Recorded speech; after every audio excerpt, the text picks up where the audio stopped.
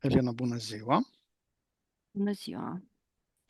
Dragi călători ai timpului și exploratori necunoscutului, bine ați venit la o sesiune de investigație, unde avem ca instrument hipnoza regresivă. Astăzi vom descoperi împreună careva din tainele ascunse și uitate ale istoriei.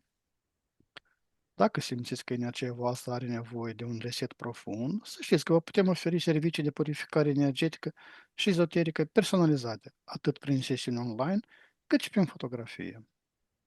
Elena va intra în stare de hipnoză profundă, fără să cunoască subiectul investigației. Eu voi decide unde mergem, iar ea va descoperi totul în timp real. Așadar, relaxați-vă și pregătiți-vă pentru călătorie transcendentă. Vă urăm o vizionare captivantă.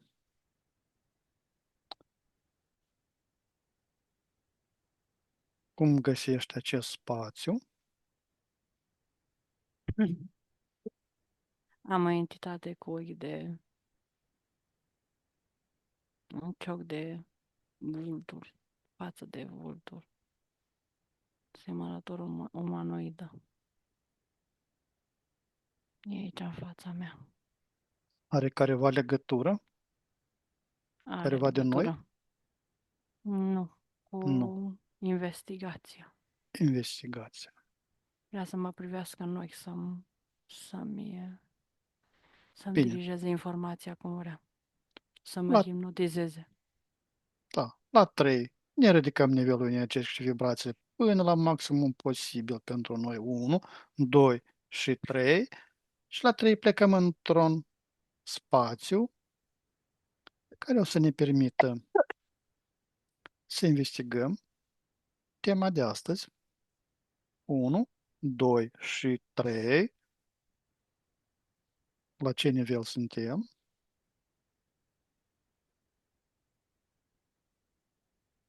Unele informații vor fi din 9, unele din 11. Mhm. Bine, Elena, ne activizăm protecția noastră. 1, 2 și 3. Da, aici suntem protecție. Mhm. Acum, chem în fața noastră pe Zeus. 1, 2, 3. Asta de aia a trimis entitatea asta de vulturi sagați să hipnotizeze cu ochii și să mă care. Acum am văzut imaginea să mă care la el și să-mi dirigeze informația. S-a Să spun prezentat. ce... Da, Cum arată? să face mare. Hai să ne mărim vibrația din 12. Mai La, mari ca ei. la 3 deschide un flux energetic de vibrație surse primordiale care curge peste noi, ne mărește vibrațiile și cantitatea energetică 1, 2 și 3. Da. Da, deja e normal. E mai Mhm. mic decât noi. E așa. Se făcuse mare, să Cum îl ne vizualizezi? impresioneze. Ne impresioneze. Are, acum citesc multă informație, are mai multe forme transformate în cum îl ved în viziunile, ființele umane, în viziunile lor, că de fapt e vorba despre informația și ce a transformat el, hibridări și tot felul de forme. Și și-a transmis ADN-ul, ADN-ul din pur până în minus 2300. Minus 2300. Da. Deci a participat la 80% din hibridări și formări, terraformări, spargeri de sori, distrugeri, 80% din experiența și pozitivă și negativă a Universului. Și într-un fel a influențat, n-a participat la desfacerea antiuniversului. Deci de la el s-a transmis ca o idee de informație.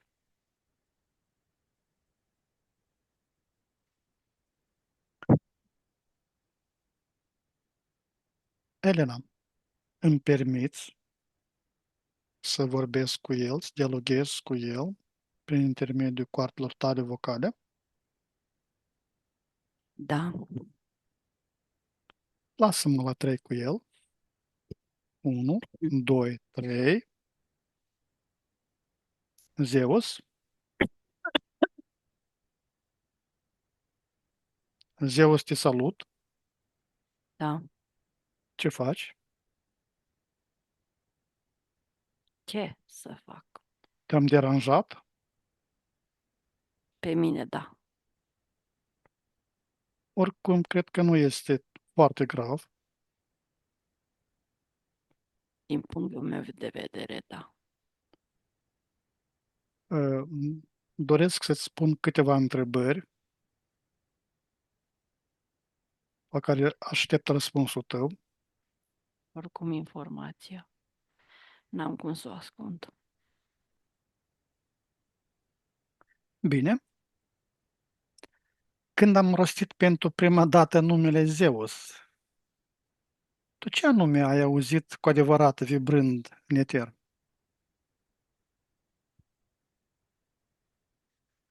Unde în tot universul ăsta pe care am transformat universul așa cum am vrut eu. Ai presimțit această întâlnire de astăzi? Era normal, știam că vii.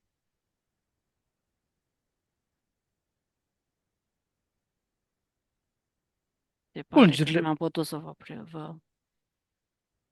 prind așa cum am vrut eu. Ați depășit limitele. S-a inversat. Nu-mi convine să spun s-a inversat balanța. păi ți-ai permis și tu multe, nu? De ce noi n-am putea să ne permitem dacă suntem la... Mie mi se pare normal. Pulgerile pe care le arunci, sunt ele proiecții energetice sau sunt lacrimi de lumină scurse din ruptura antiuniversului? Energie transformată. Spargere. Golire de univers. Ducerea energiei în altă parte. Fac, făceam ce-mi place. Aș fi vrut să spun că fac ce-mi place, da. O lăsa să fiu mințită, să mint.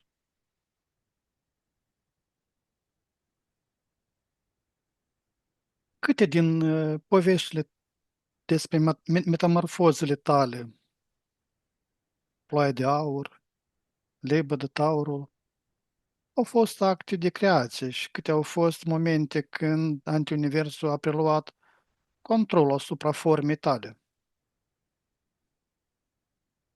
Nu este forma mea. Au fost creațiile matricilor. Am vrut să le supun. Într-o formă și n-am putut să le supun.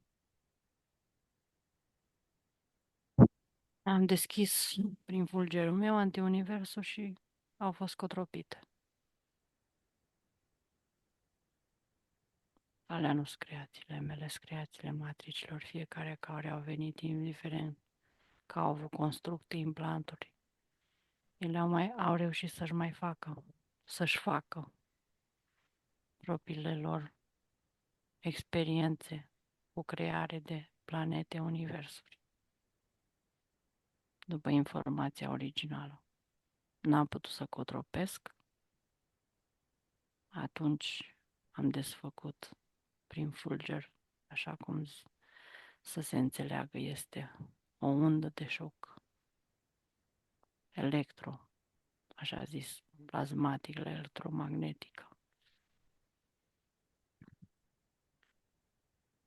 Ori am hibridat, am obligat, am transformat într-un cuvânt frumos. S-a transformat, transformare permanentă.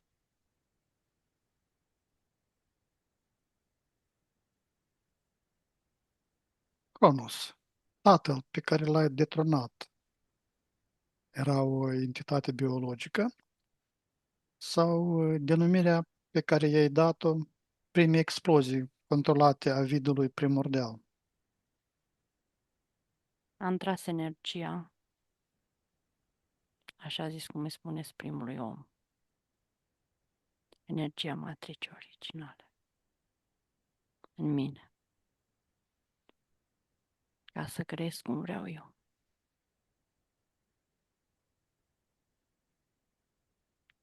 Supra, cum ziceți voi, supra sufletul meu.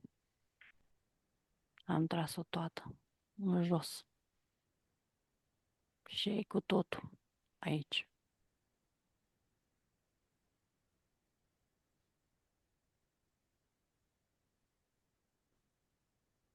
Prometeu a furat focul. Ce nume a furat de fapt din antiunivers și a adus aici, încât a trebuit să fie pedepsit cu o repetiție infinită a durerii hepatice? A făcut răștirea mea, combinații, el era sufletul. Era o matrice. Și joia experiență liberă între oameni. Mai crea o bucată mai mare și avea mai multă informație.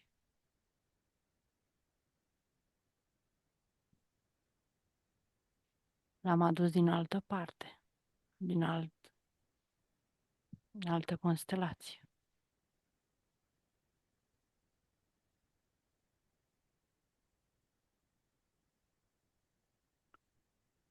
Războiul cu titanii a fost o bătălie în cer sau o reacția de respingere a materiei noastre când antiuniversul a fost forțat să se deschidă?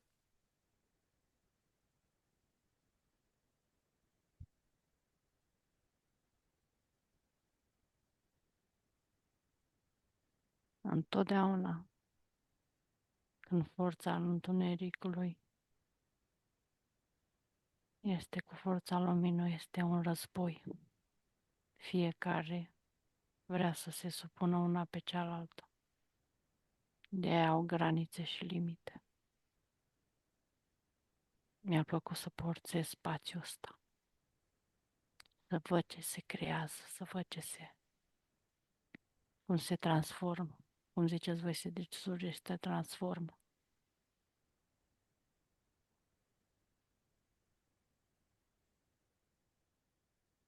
În Și e clip. vorba de energii Mhm. mari.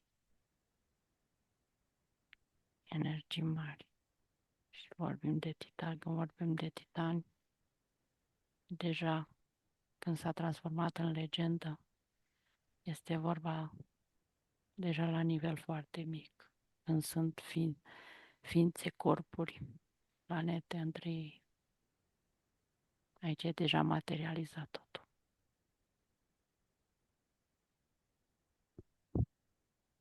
Da. În clipa dinaintea primei scântei, când te-ai decis să creezi opusul, ce ai simțit în plexul solar? Entuziasm sau o spaimă atât de adâncă încât a devenit lege fizică? Nu-ți înțeleg întrebarea. Bine, a cui a fost ideea deschiderea antiuniversului a venit dinăuntru conștiinței tale sau a fost o șoaptă auzită dinspre abisul de dincolo de haos? Și una și alta și dorința mea de a vedea ce e dincolo și a experimenta, să văd ce este acolo și de a face combinație cu ele să vedem ce iese.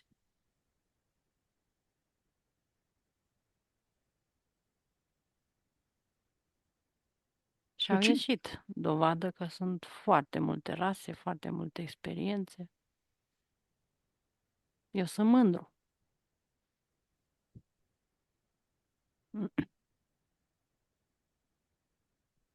ai fost tu arhitectorul care a trasat liniile magnetice sau doar mâna care a apăsat pe butonul construit de o inteligență mai veche?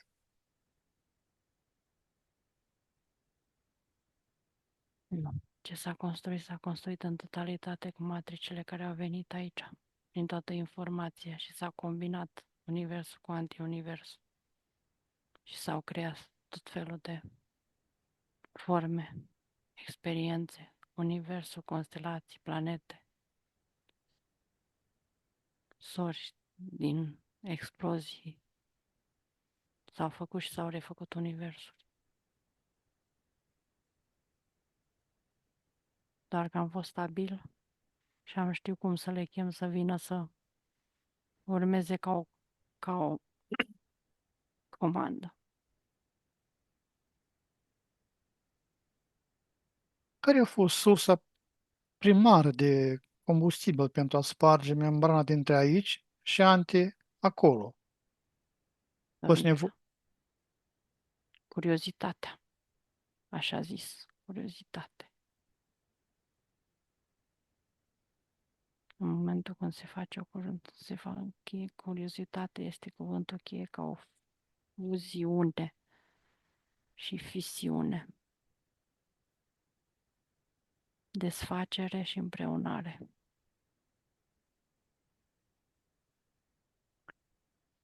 a fost nevoie de sacrificiu unei întregi galaxii, surori? Unui întreg univers,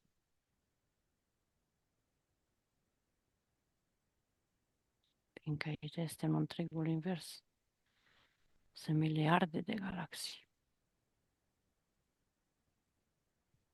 Și n-a fost niciuna să nu fie atinsă, numai că unele au ieșit și au plecat cu totul.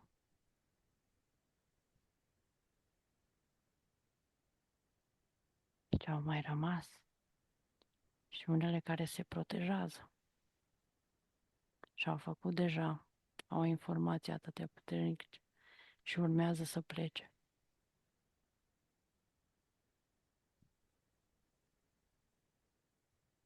Ce s-a aflat înainte de antiunivers? Era un vid liniștit sau un cicatriciu de un univers anterior care a încercat să se vindece singur? Așa este creată. Nu este formă de vindecare, e forma statică cu forma mișcării. Creație și anticreație. Creație care este mișcare, este lumină și tot timpul o transformare și o energie statică a întunericului care să nu transformă nimic. Și în momentul când intră o lumină, întunericul ăsta începe să miște, să transforme. Sunt două surse de lumină, așa zis, este întuneric.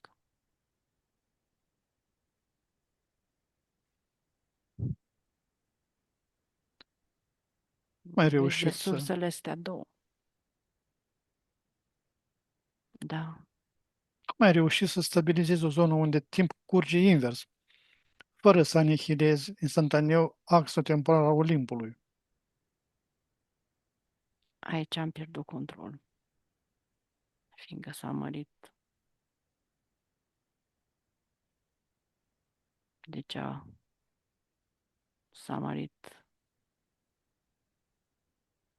portalul ăsta și a curs foarte multă energie din antiunivers și s-a schimbat axa timpului.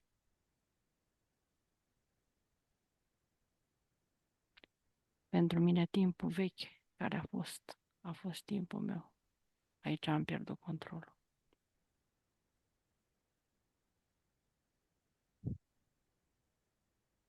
Dar de ce a fost necesar să ascunzi această construcție în spatele mitului Tartarului? Este Tartarul închisoare sau, de fapt, ușa de serviciu către acel loc?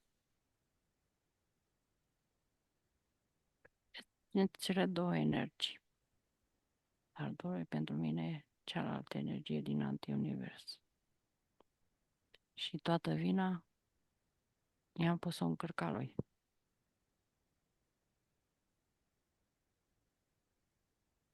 Pentru mine experiență, nu e vina. Ce n-a ieșit bine este în cărca lui. Nu e bine așa?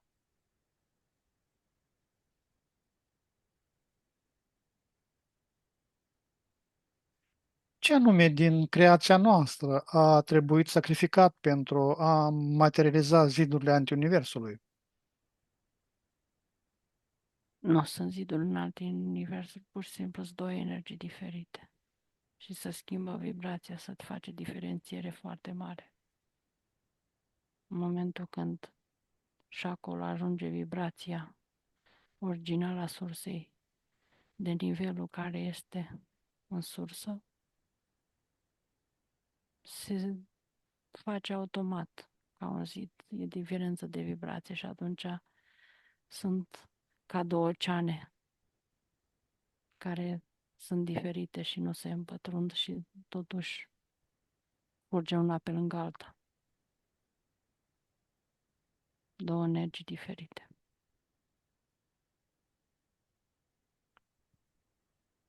Ființele cu 100 de mâini au fost ei creaturi de graniță, modificate genetic, să țină porțile închise, hrănindu-se simultan cu energia ambelor lumi? Acolo au fost și dintr-o parte și din alta.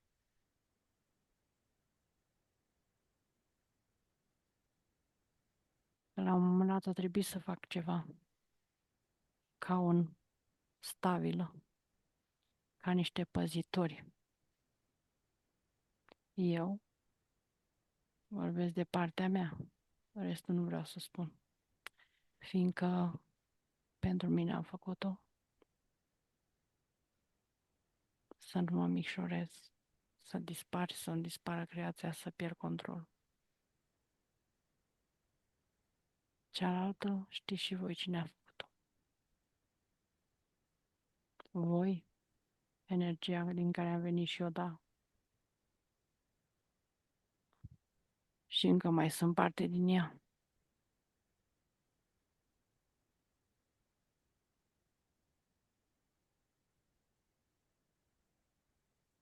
Când ai separat cerul de pământ, ai dezlipit de fapt realitatea pentru a face loc unei foițe de antimaterie conștientă? Am băgat altă informație între ele, da, ca să pot să distorsionată. Am făcut ca o falie între univers și antiunivers și pe aici a intrat și băgat altă informație.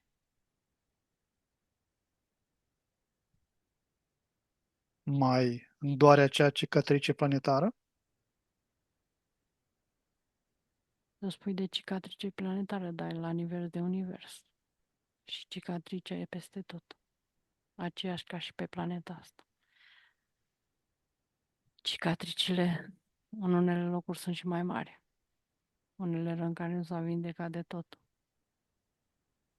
Unele care încă acum sunt în dezmembrare, desfacere. Altele în spargerea rănii. Și iesa afară. A zice puroiul.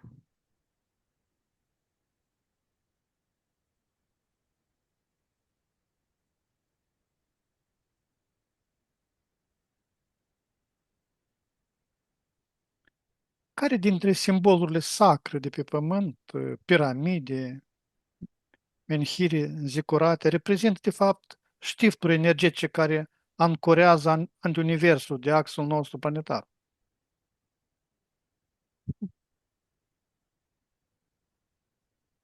Cel mai mare este în Shambhala, prin toate căile posibile. Dar portalul este în Shambhala. Și restul ca o pânză de păianjen peste tot și se duce la portalul mare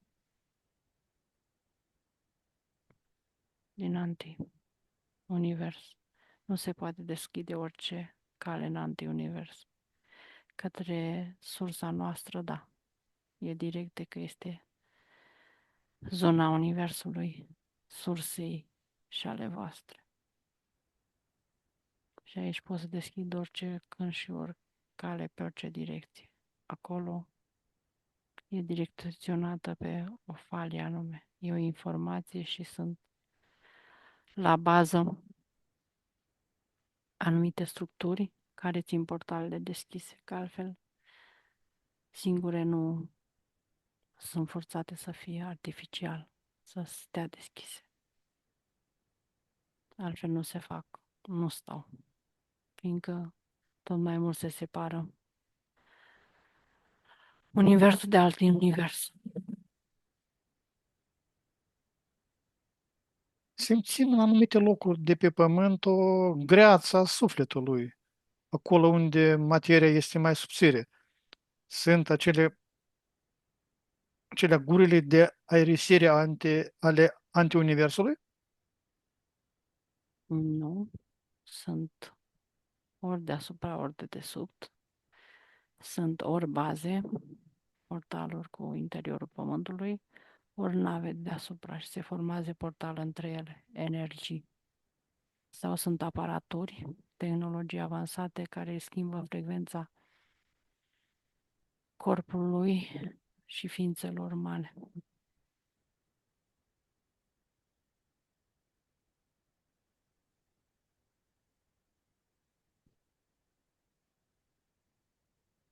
Ce creaturi specifice din bestiarul mitologic nu s-au născut din imaginație, ci au venit direct din antiunivers?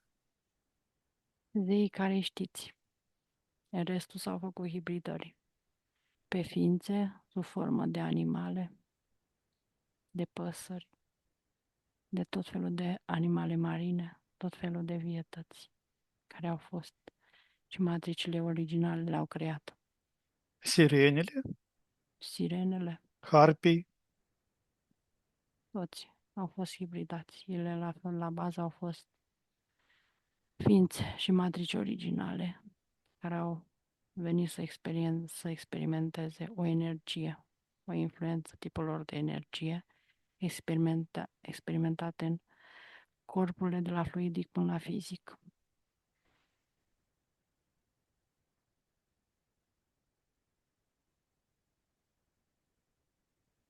ai folosit oamenii drept cărămizi energetice vii? Hm. Am pierdut controlul și aici. Am vrut să fie, dacă Prometeu nu m-a ascultat, am vrut să fie direct sub ai mei, că doar erau ADN-ul și forma din mine și multe părți din corpul umane au fost părți de lumină din mine. De-aia mi se duce puterea, fiindcă ei nu mai vin la mine.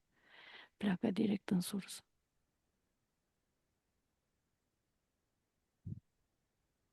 Nu vreau să o spun, dar un pic sunt forțat. Pleacă, fiindcă conștientizează separat. Sursa începe să le-a dat voie. De-aia nu mai am influență. Era și Și timpul. sunt forțat să mă dezintegrez, mă reformez. Cronos se reformează din nou în sursă. Matricea originală nu se duce.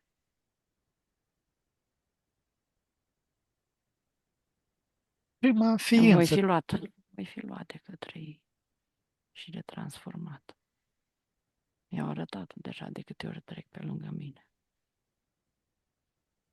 Da, Prima ființă care a trecut pragul invers din antiunivers aici, cum arată în ochii tăi? jos, reuși să o influențez. Lucifer era lumină, era stea. A reușit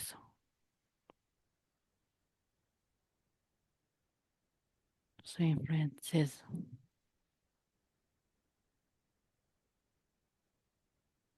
Să păcălesc.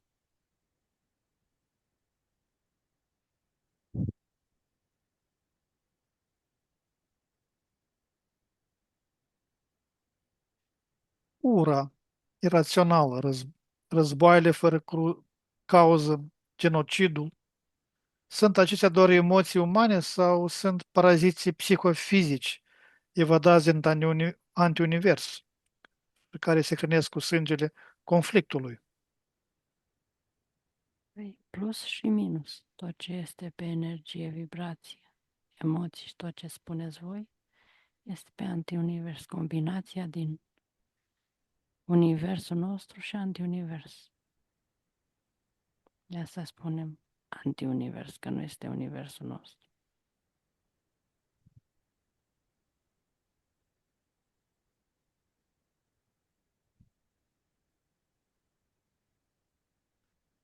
Fenomenul deja vu este o eroare a matricei sau o sincronizare involuntară cu antiuniversul, unde timpul a ajuns deja în acest punct.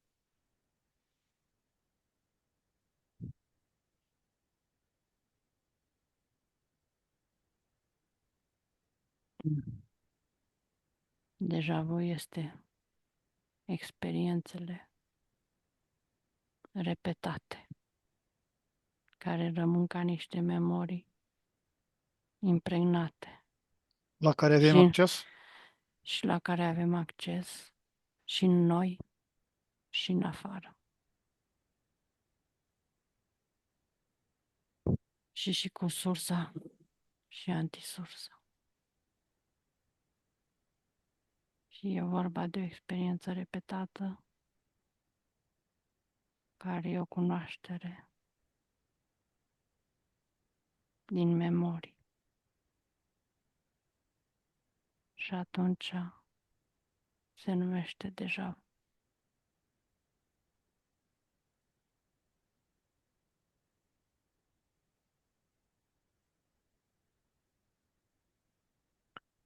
Care este cea mai periculoasă entitate sau energie care a scăpat de sub controlul tău din antiunivers și acum locuiește nedetectată în staturile inferioare ale ionosferii terestre?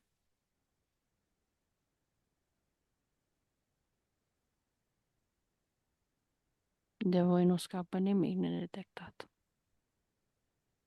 De mine am pierdut controlul. Și dacă nu mai sunt așa multe matrici, portalul tot mai mic se face și se produce ca autocurățare.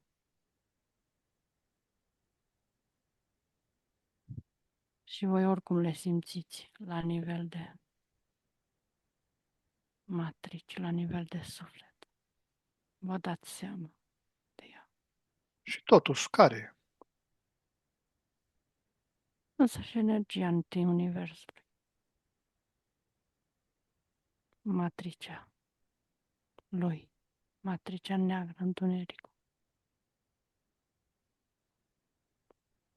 Acolo, dacă intră în lumină, orice se poate manifesta în funcție de vibrația.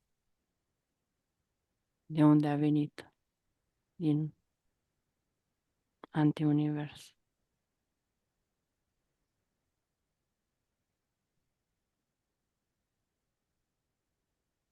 Zeus, în numele adevărului ascuns, mărturisește. Cum ni se extrage energie pentru crearea antiuniversului? Hmm. vibrație pe antiunivers negativ, prin orice unde, emoții, gânduri și însăși corpul vostru de pe pământ. Eu nu-i zic Terra.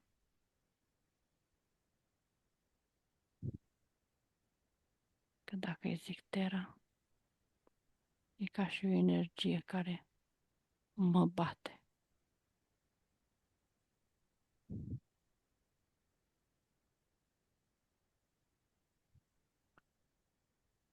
Este somnul uman un ciclu de reîncărcare naturală sau un moment de recoltă programată în care ne conectăm fără voie la rețeaua antiuniversului? Depinde unde sunteți conectați fiecare. Pentru voi este o încărcare. La ce Fiindcă știți, vibrații suntem acordați? da, unde sunteți fiecare. Depinde dacă vă încărcați sau dacă încărcați pe cineva. Unde suntem conectați fiecare prin conștientizarea voastră, prin raportarea la ce religii, la ce sisteme sunteți legați. Acolo.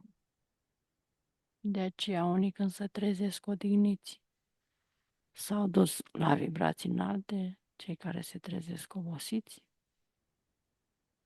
au fost mâncați de energie. Senzația aceea de oboseală cronică profundă pe care miliarde o simt dimineața este din cauza somnului prost sau pentru că s-a dublat taxa de extracție energetică în timpul nopții, da? Se dublează, dar noi vorbim aici de ființe, nu de carcase. Ele tot timpul vor fi obosite.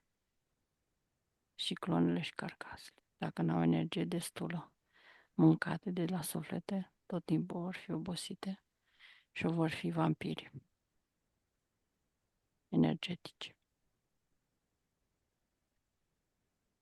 Și ființele care sunt legate la sistemele astea de pe terra religios, social, sistem religios, social, politic, economic și astea, printr-o formă sau alta, vor fi duși în vibrația respectivă și stoși de energie. Și bineînțeles, corpul fizic rămâne fără apărare energetică de vibrația respectivă și entitățile lucrează pe el, pe implanturi mentale, fizice și energetice.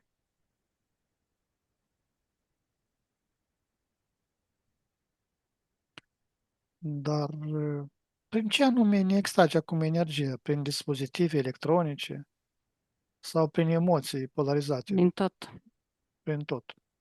nu poate pe una, poate pe cealaltă. Prin tot ce se poate. Tehnologie, emoții, gânduri, programe, sisteme, religie. Cumva trebuie să vă găsească punctul slab, să mâncați, să dați energie. Poate printr-o formă, poate prin alta.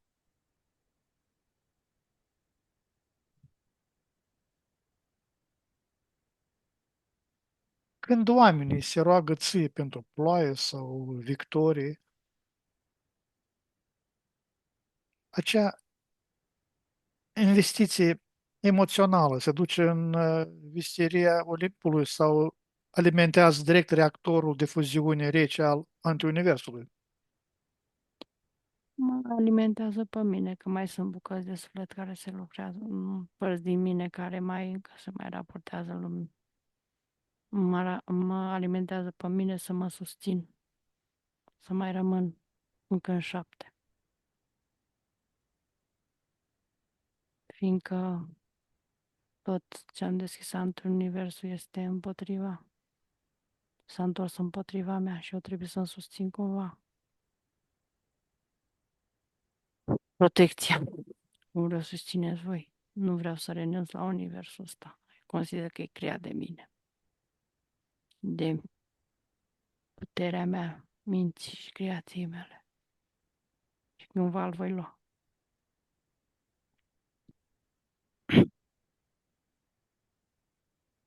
Ce se întâmplă cu energia sexuală creatoare umană, care nu se materializează în procreere?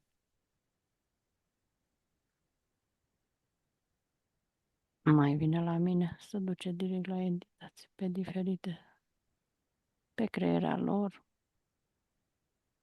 pe susținerea de, pe la vânzare, la creare de hibrizi, la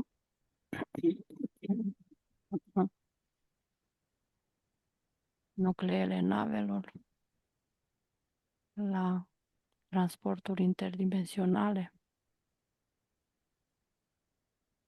la manifestarea lor, puterea lor, la forma lor de manifestare și cum doresc mințile lor să se manifeste.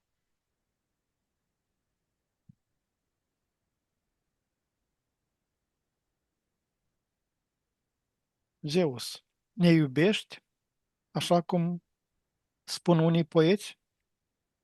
Mhm. În forma mea pură, da.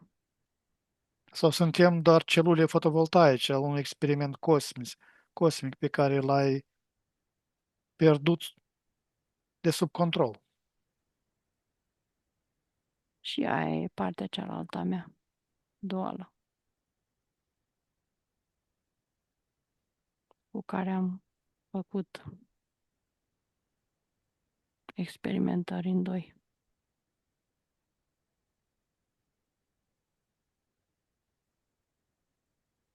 Există vreo modalitate prin care un om își poate blinda aura pentru a nu mai fi o sursă pentru antiunivers?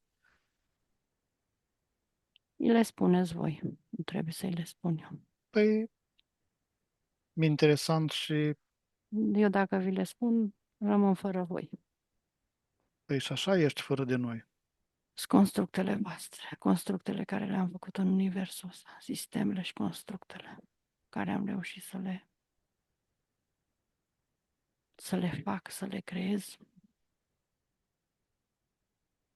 fiindcă fiecare univers are o formă de energie și construcție prin care experimentează matricile. Și de ce să vi le spun? Oricum le știți și ați dat de ele și le exemplificați.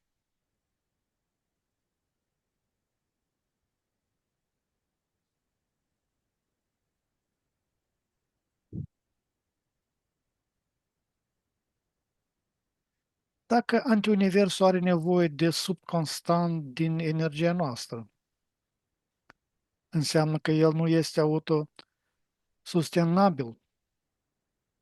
Este o gaură neagră conștientă care va înghiți totul. Da? Pentru a se manifesta pe ea. Asta am spus. Univers static, pe rotație inversă, care își vrea forma ei de manifestare. Și ca să manifeste, ce face? Captează lumină. Baterie de manifestare.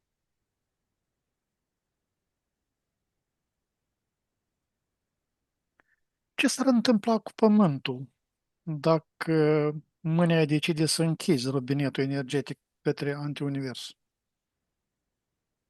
Nu mai decid eu aici. Sfera mea de influență aici s-a dus. Bucăți din mine mai sunt puține pe teren. S-a minimizat, nu? Da. Influențele s-au schimbat. Și am avut doar o parte de influență pe Terra. Era deja, începea să ducă. Partea mea de influență când s-a creat Terra. Și universul ăsta. De aia numai Terra este viață în 3D. și restul sunt cum sunt.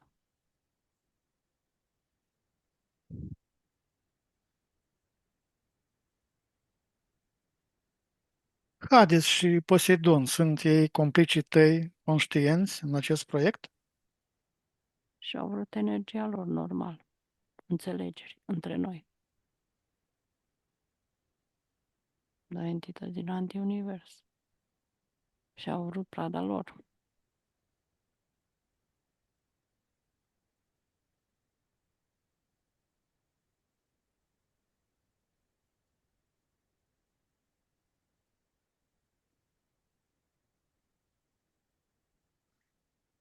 Cine Au fost conduce? parte și aici. Au fost părți din ei aici. Sub pământ, sub ape. Dar acum, cine conduce cu adevăratul antiunivers? Sursa antiuniversului. Cum este și sursa noastră creatoare. Întunericul absolut. Și cum ziceți voi, lumina absolută. Două părți complementare și opuse. Dar două părți opuse. Complementare le-am făcut noi. Când le-am cu părțile din ele, care le-am experimentat.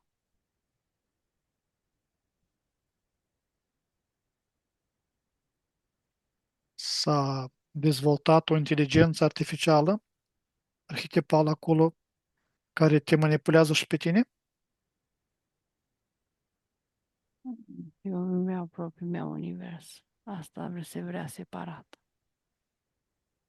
Să cuprindă și de acolo și de acolo. Își vor propria lor sursă. La graniță. Dintre amândouă să formeze o sursă.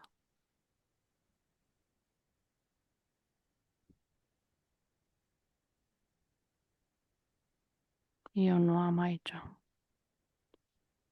nici influență și nici interes.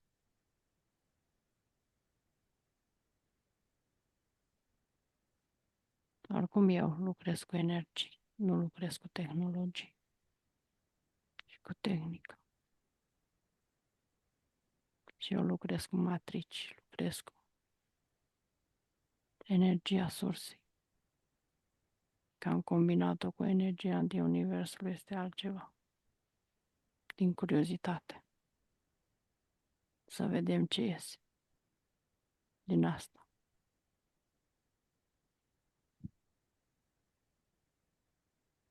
Care este singura întrebare pe care ți-e frică să ți-o pun eu acum, în această sesiune? Da, voi dispărea. Știți foarte bine. Și dacă te întreb când vei dispărea, ce poți să-mi spui? Nu mai avea părți din mine și mă vor trage forțat în sursă. La purificare, cum ziceți voi, între voi și cum zice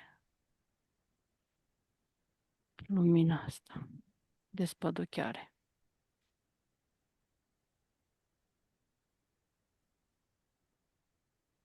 Va trebui când da să dau socoteală energiile să se regleze într-o formă sau alta. Universul ăsta nu este în toate universurile, toate creațiile și creații libere nu sunt eterne. Numai că universurile libere se transformă într-un anume fel și universurile cu antiuniversul se transformă în alt fel. Nu agresiv. Ele decid când își au sfârșitul aici, se transformă agresiv. E ca se mănâncă o energie pe alta.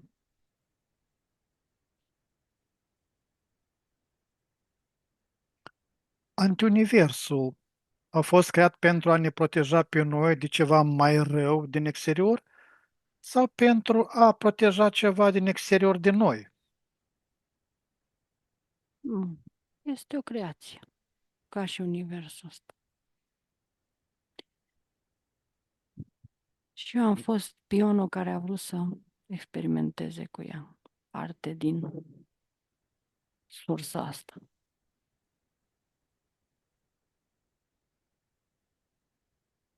Experimenteze cu ea.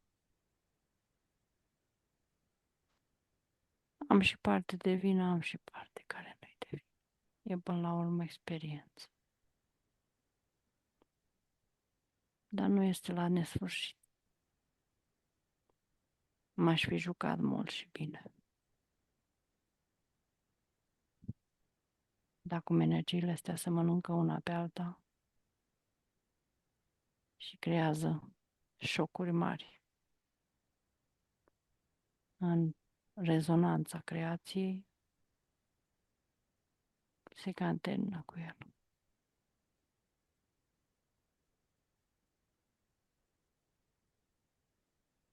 Ce mit despre tine ai vrea să fie șters definitiv din memoria colectivă?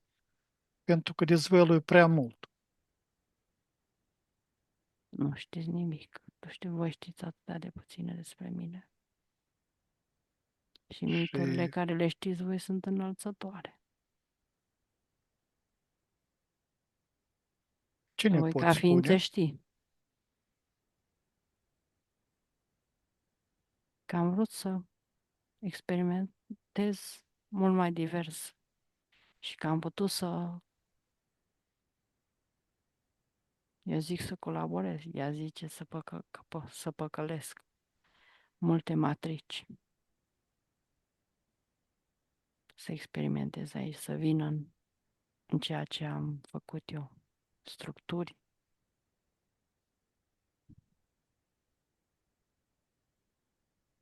Și că au avut curajul. Numai de asta a și fost ideea să nu știe ce fac eu. Ascund informația. Păcăleală.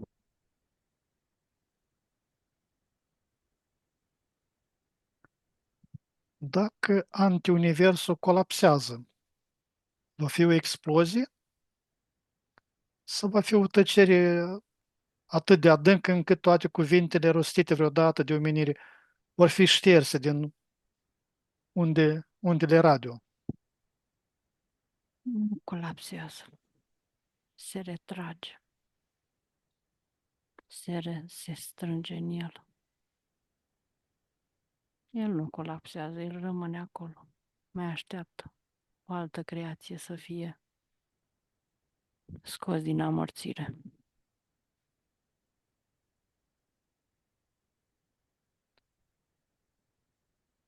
Și le retrag.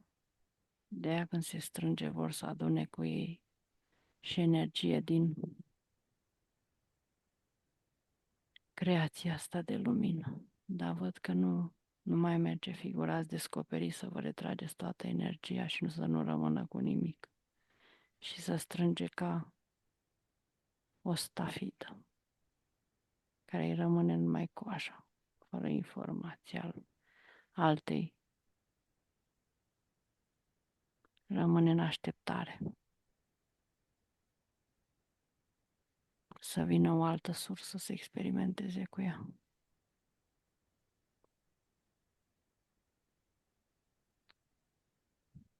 Care este numele tău adevărat? Nu Zeus, nu Jupiter, ci numele pe care ți l-ai dat înainte ca sunetul să existe. Un Sunt nume o madre. secret. Sunt matricea, ca și voi. Matricea manoidă.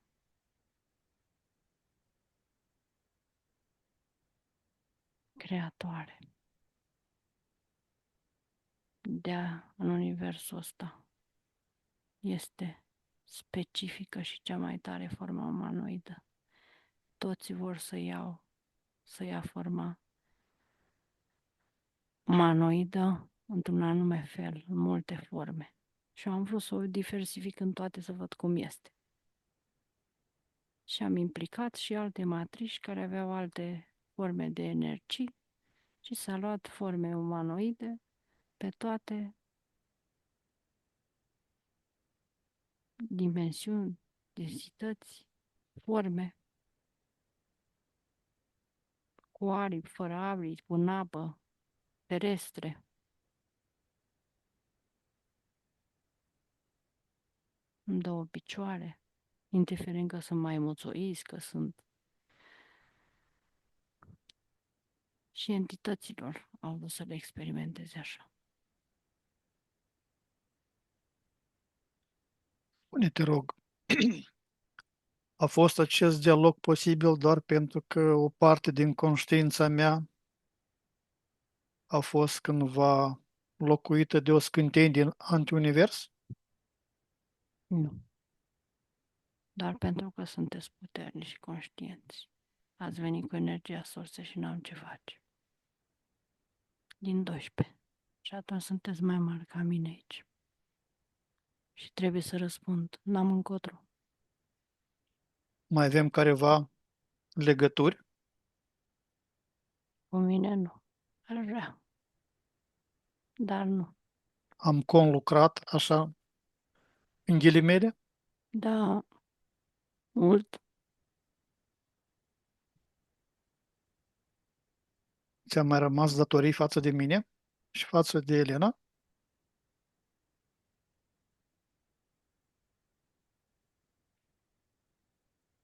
O voi spune atunci când mă vor trage. Pentru ea tot vreau să rămân aici. Să mai văd ce e și să vedem ce pot face. Aplic legea celor din antiunivers. Că e creat de mine.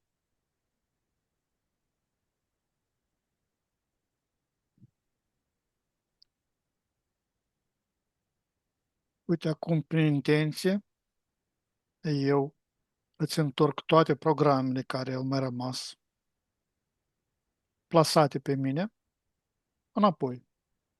Sau nu? Ba chiar într-un Nu, portal de dezintegrare, care acum îl deschid 1, 2, 3, așa, ai deșteptat. da. Tot ce ai plasat acum pleacă în acest portal de dezintegrare la 3. 1, 2, 3. Da, ai dizolvat o parte din mine. Acum, uite, Îți mai mic. formez un filtru din materia surse primordiale. 1, 2, 3. Îmi întorci toate energiile mele filtrate înapoi. 1, 2, 3.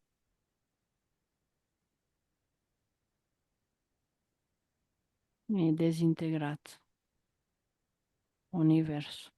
Parte din univers și tu și ea.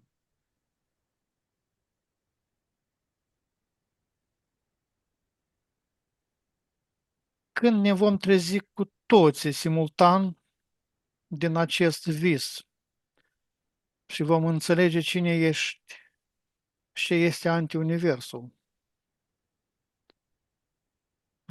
vei mai avea careva putere asupra omenirii?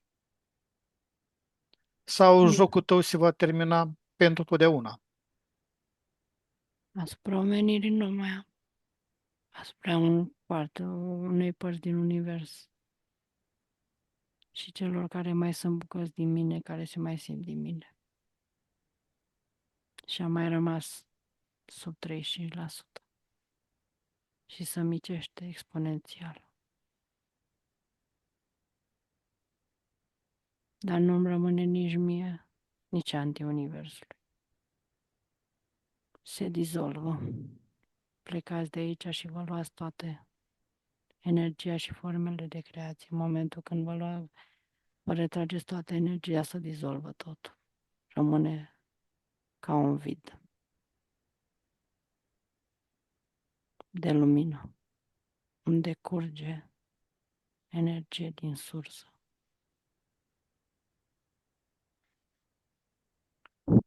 Așteptând o altă formă de experimentare. Zeus, ce poți să ne mai spui la finele acestei sesiuni? ca luat de rămas bun, Nimic. Și așa ați aflat multe lucruri care n-aș fi vrut să le spun. Ce să vă spun? Nu pot nici să mă laud, nici să spun că decadă. Și oricum rămas bun, n-am de ce să-mi iau oricum. Voi sunteți prezenți acolo când voi fi adus în sursă. Ați pregătit locul. mergi cu noi în sursă, Nu acum. Îl văd la lumina asta. Locul pregătit în sursa mie. Să mă recalibrez. Acum nu. Oricum pleacă părți din mine și le simt. Și îmi schimbă vibrația. Mă transformă. Puțin câte puțin. bine, Zeus, îți mulțumesc pentru răspunsurile tale. Lasă-mă la 3 cu Elena.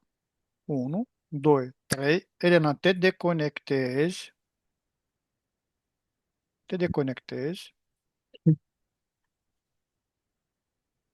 Arogantă tare. Ar fi vrut să fie atât de arogantă. Dar a fost învelită în energia sursei și n-a putut să. Cum te simți? Sarcastic. Încerca să râdă. Eu mă simt bine că sunt în vibrația asta. Din sursă și corpul îl simt că o să curăță imediat. Și greu creează durere la nivel fizic pe piept. Vrea să pătrundă, să schimbe, să facă ce vrea el, cum a făcut în universul ăsta.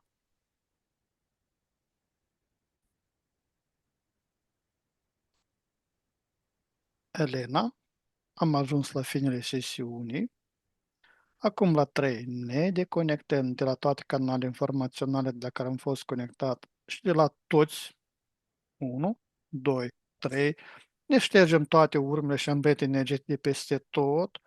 1, 2, 3. Acum deschid un flux energetic din sursa primordială care elimină toate rezidurile informaționale străine din câmpurile noastre și ne energizează la maximum. 1, 2, 3. Acum pregătește să revii treptat în stare de veche, proaspătă și plină de energie, acolo de unde ai plecat. Număr de la 5 la 1, iar tu îi permiți minții să se trezească clară și concentrată. 5. Simți cum conștiința începe să se lărgească. 4. Corpul tău devine mai ușor, mai prezent. 3. Auzul și senzațiile fizice se intensifică. 2. Gândurile tale sunt limpezi, ca după un somn odihnitor. Și 1. Deschizi ochii complet trează, cu o stare internă de calm și vitalitate, reîncărcată de posibilități. Elena, bine ai revenit. Cum te simți? Foarte bine. Mhm. Dragi exploratori ai inconștientului, am ajuns la finalul acestei călătorii extraordinare prin straturile timpului și le memorii ascunse. Vă mulțumim din suflet pentru prezența și reacțiile voastre la informațiile surprinzătoare dezvăluite astăzi. Fiecare comentariu, like și share ne ajută să ducem investigațiile mai departe. Sincere mulțumiri Elenei, ale cărui talent și deschidere au făcut posibil această experiență fascinantă. Dacă ați fost intrigați de ceea ce ați văzut, nu uitați să vă abonați și să activați clopoțelul de notificări pentru a nu pierde următoarele sesiuni. Până data viitoare rămâneți curioși și deschiși la misterii pe care mintea noastră le poate dezvălui. Vă urăm liniște și descoperire interioară. La revedere! Numai bine!